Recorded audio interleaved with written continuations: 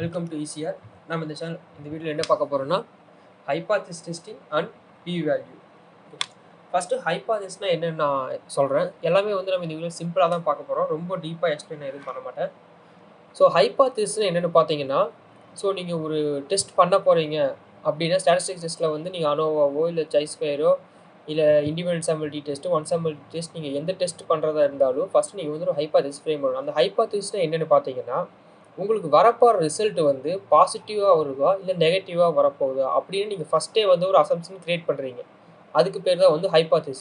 For எக்ஸாம்பிளுக்கு நான் ஒரு ஸ்டேட்மெண்ட்டில் வந்து நான் சாட்டிஸ்ஃபேக்ஷன் பற்றி கேட்டிருக்கேன்னா அது வந்து சிக்னிஃபிகண்ட்டாக இல்லையா அப்படின்னு நான் செக் பண்ணணும். ஸோ அதுக்கு நான் ஃபஸ்ட்டே என்னோடய அசம்ப்ஷன் என்ன நான் சொல்கிறேன்னா, அது சிக்னிஃபிகண்ட் வராது அப்படின்னு வந்து நான் சொல்கிறேன். அதுதான் வந்து என்னோடய assumption, first assumption. So maybe அந்த அசம்ப்ஷன் வந்து ராங்காகவும் போகலாம், இல்லை கரெக்டாகவும் இருக்கலாம். ஸோ இதுதான் வந்து ஹைபாத்திஸ்ன்னு சொல்லுவோம். நம்ம ஒரு அசம்ப்ஷன் கொடுப்போம், அந்த அசம்ப்ஷன் வந்து நம்ம ஸ்டாட்டிஸ்டிக்ஸ் போட்டதுக்கு அப்புறமா அந்த அசம்ப்ஷன் வந்து ப்ரூவ் பண்ணுச்சா இல்லை ரிஜெக்ட் ஆச்சா அப்படிங்கிறத வந்து நம்ம ஹைபாத்திசிஸ் ஃபஸ்ட்டு வந்து ஒரு ஃப்ரேம் பண்ணி வச்சுக்குவோம். இதுக்கு பேர் தான் வந்து ஹைபாத்திஸ். ஸோ ஹைபாத்திஸை வந்து நம்ம 2 ஹைபாத்திஸ் வந்து ஃப்ரேம் பண்ணுவோம் நார்மலாக. இதில் வந்து நீங்கள் நல்ல ஹைபாத்திஸ் மட்டும் ஃப்ரேம் பண்ணாவே போதும். சம்டைம்ஸ் நீங்கள் வேணுன்னா 2 ஹைபாத்திஸ் கூட போட்டுக்கலாம். ஸோ மொத்தமாக நம்ம 2 ஹைபாத்திஸ் முதல்ல ஃப்ரேம் பண்ணுவோம். நல் ஹைபாத்திசிஸ் அண்ட் இன்னொன்று வந்து ஆல்டர்னேட்டிவ் ஹைபாத்திசிஸ். ஸோ ஃபஸ்ட்டு நல்ல ஹைபாத்திஸ் என்னென்னு பார்த்துடலாம். ஸோ சோசியல் சயின்ஸ் ஸ்டடி இல்லை மார்க்கெட்டிங் ஸ்டடியில் வந்து நீங்கள் பார்த்தீங்கன்னா மெஜாரிட்டி 90% மேலே இருக்கிற எல்லாருமே வந்து நல் ஹைபாத்திசிஸ் வந்து நெகட்டிவாக தான் ஃப்ரேம் பண்ணுவாங்க. இங்கே நான் போட்டிருக்கேன் பாருங்கள். There is no difference between certain characteristic of a population. So no difference. So நீங்கள் 2 திங் எடுத்து நீங்கள் அனாலிசிஸ் பண்ணியிருப்பீங்க, அந்த 2க்கு வந்து டிஃப்ரென்ஸ் கிடையாது அப்படிங்கிறத வந்து நல்ல ஹைபாத்திஸை வந்து நீங்கள் ஃப்ரேம் பண்ணுவீங்க. இப்போ ஆல்டர்னேட்டிவ் ஹைபாத்திஸ் என்னவாக இருக்குன்னு பார்த்தீங்கன்னா, இதுக்கு அப்படியே வந்து ஆப்போசிட்டாக இருக்குது. ஆல்டர்னேட்டிவ் ஹைபாத்திசிஸ் வந்து there is difference between certain characteristic of the population. So null hypothesis வந்து நீங்கள் நோ டிஃப்ரென்ஸும் கொடுத்துருப்பீங்க, ஆல்டர்னேட்டிவ் ஹைபாத்திஸ் வந்து டிஃப்ரென்ஸும் கொடுத்துருப்பீங்க. ஸோ நீங்கள் ஃபஸ்ட்டு ஹைபாத்திஸ் வந்து ஃபிக்ஸ் பண்ணிட்டீங்க. ஸோ இப்போ நான் அனாலிசிஸில் வந்து நான் எப்படி இதை கண்டுபிடிக்கிறது அப்படிங்கிறத வந்து நிறையா பேர் கன்ஃபியூஸ் ஆகிறாங்க. ஸோ அது எப்படின்னு பார்த்தலாம். ஃபஸ்ட்டு வந்து இந்த பி வேல்யூ வச்சு தான் வந்து நீங்கள் உங்களோட ஹைபாத்திஸை வந்து நீங்கள் அக்செப்டா இல்லை ரிஜெக்டான்னு வந்து கண்ட்ரோல் பண்ணுவீங்க. ஓகே, அதுக்கு தான் வந்து நீங்கள் பி வேல்யூ வந்து யூஸ் பண்ணுவீங்க. நீங்கள் இதுலேயே கொடுத்துருக்கு பாருங்கள். P value is used in hypothesis testing to help you accept or reject the null hypothesis. So நீங்கள் எப்போவுமே வந்து ஃபஸ்ட்டு நல் ஹைபாத்திசிஸ் மட்டும்தான் பாருங்கள். ஆல்டர்னேட்டிவ் ஹைபாத்திசிஸ் வந்து நெக்ஸ்ட்டு தான். இப்போ நல்ல ஹைபாத்திசிஸ் அக்செப்ட் ஆச்சுன்னா நல்ல ஹைபாத்திசிஸ் பற்றி நீங்கள் பேசவே தேவையில்லை. இன்கேஸ் உங்களோட நல்ல ஹைபாத்திசிஸ் வந்து ரிஜெக்ட் ஆகிக்குன்னா தான் அக்செப்ட் நல் ஹைபாத்திசிஸ் அப்படின்னு வந்து நீங்கள் சொல்லுவீங்க. ஓகே, ஸோ இப்போ பி வேல்யூவை இந்த பி வேல்யூலேயே வந்து நிறைய கேட்டகரியில் வரும். உங்களுக்கு பார்த்தீங்கன்னா ஃபஸ்ட்டு நான் ஃபஸ்ட் லைன் இருக்கிறது பாருங்கள். சிக்னிஃபிகண்ட் லெவல் 1% அப்படின்னா கான்ஃபிடென்ட் லெவல் வந்து 99%. இந்த significant level 1% and confident level 99%, இது ரெண்டுமே வந்து சேம் மீனிங் தான். ஓகே, 100%க்கு வந்து நீங்கள் 1% தான் வந்து எரர்னு சொல்கிறீங்க அப்படின்னா நீங்கள் வந்து உங்களோட கான்ஃபிடென்ட் லெவல் அப்போ வந்து 99% இருக்குதுங்கிறது தான் உங்களோட மீனிங். அப்போ உங்களோட பி வேல்யூ எவ்வளோ இருக்குன்னு பார்த்தீங்கன்னா 0.01. இதுதான் வந்து உங்களோட பி வேல்யூவாக இருக்கும். 1% சிக்னிஃபிகண்ட். இன்கேஸ் உங்களோட சிக்னிஃபிகண்ட் வேல்யூ வந்து 5% வச்சுருக்கீங்கன்னா அப்போ உங்களோட கான்ஃபிடென்ட் லெவல் வந்து 95% இருக்கும் ஸ்டடியில். இது எல்லாமே வந்து நீங்கள் 100%க்கு தான் கணக்கு போட்டு நான் சொல்லிட்டு இருக்கேன். 100%க்கு 95% என்னோட கான்ஃபிடென்ட் லெவல் இருக்குன்னா அப்போ 5% தான் வந்து உங்களோட எரர் லெவல் இருக்குது. ஸோ அப்போ 5% சிக்னிஃபிகண்ட் லெவலுக்கு என்ன பி வேல்யூன்னு பார்த்தீங்கன்னா 0.05.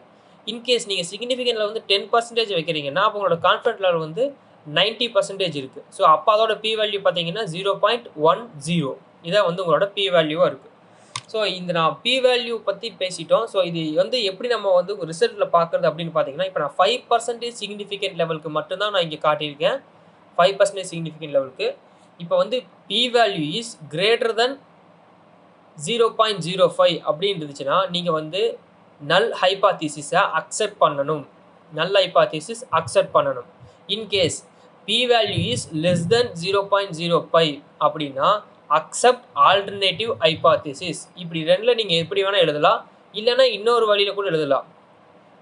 இப்போ நீங்கள் நல்ல ஹைபாத்திசிஸும் எழுதியிருக்கீங்க. நான் ஃபஸ்ட்டு கொடுத்துருக்க 2 வந்து நீங்கள் ஹைபாத்திசிஸ் எழுதியிருக்கும் போது கொடுத்துக்கலாம். இன்னொரு வழியில் கூட எழுதலாம். என்னென்னு பார்த்தீங்கன்னா P value is less than 0.05னா ரிஜெக்ட் நல் ஹைபாத்திசிஸ். அதாவது நீங்கள் வெறும் நல்ல ஹைபாத்திசிஸ் மட்டும்தான் கொடுத்துருக்கீங்க, ஆல்டர்னேட் ஹைபாத்திசிஸ் கொடுக்கல அப்படின்னா நீங்கள் வந்து இப்படி கூட எழுதலாம். பி வேல்யூஸ் லெஸ் தென் 0.05னா ரிஜெக்ட் நல் ஹைபாத்திசிஸ். அப்படி கூட நீங்கள் உங்களோட இன்டர்பிரேஷன் பண்ணிக்கலாம்.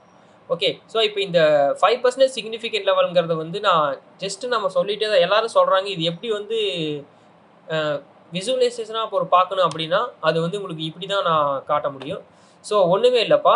இந்த எட்ஜ்லேருந்து இந்த எட்ஜ் வரைக்கும் உங்களுக்கு வந்து 100% நீங்க மீன் பண்ணிக்கங்க. 100% இங்கிருந்து இந்த இது வரைக்கும். ஸோ அதாவது இந்த பெல் கர்வ் ஃபுல்லா 100%. ஓகே.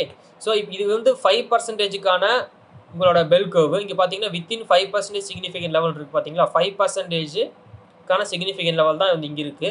ஸோ இப்போ என்ன பார்த்தீங்கன்னா, இந்த 5%க்கு மேல போச்சுன்னா 6% போயிடுச்சுன்னா, நீங்க வச்சிருக்கிற எரர் வந்து 5% தான். 6% போச்சுன்னா, அங்க ஏதோ ப்ராப்ளம் இருக்குன்னு அர்த்தம். ஸோ அப்போ உங்களுக்கு 5% தான் வரணும் ப்ராப்ளம்ஸ் அதுக்குள்ள தான் இருக்கணும் அப்படின்னா, இந்த லைன்ஸ் இருக்கு பார்த்தீங்களா? இந்த லைன்ஸ்குள்ள தான் உங்களோட ஆன்சர்ஸ் எல்லாம் உங்களோட எரர்ஸ் எல்லாம் இருக்கணும். இந்த லைன்ஸ்குள்ள. ஸோ இந்த லைனை தாண்டி இந்த ஒயிட் ஏரியாக்குள்ள வந்துச்சுன்னா, அது சிக்னிஃபிகன்ட் கிடையாது. ஓகே. இந்த ஒயிட் ஏரியா தான் வந்து 95%. இங்க பார்த்தீங்கன்னா, both both taken together equal 0.95 or 95%. Okay. So இதுதான் வந்து 95% கான்ஃபிடன்ட் லெவல் ஏரியா. இந்த கோடு போட்டிருக்க ஏரியா வந்து இந்த பக்கம் 2.5 இந்த பக்கம் 2.5 டோட்டலா 5%. இந்த பக்கம் 2.5 இந்த பக்கம் 2.5 டோட்டலா 5% எரர். ஓகே.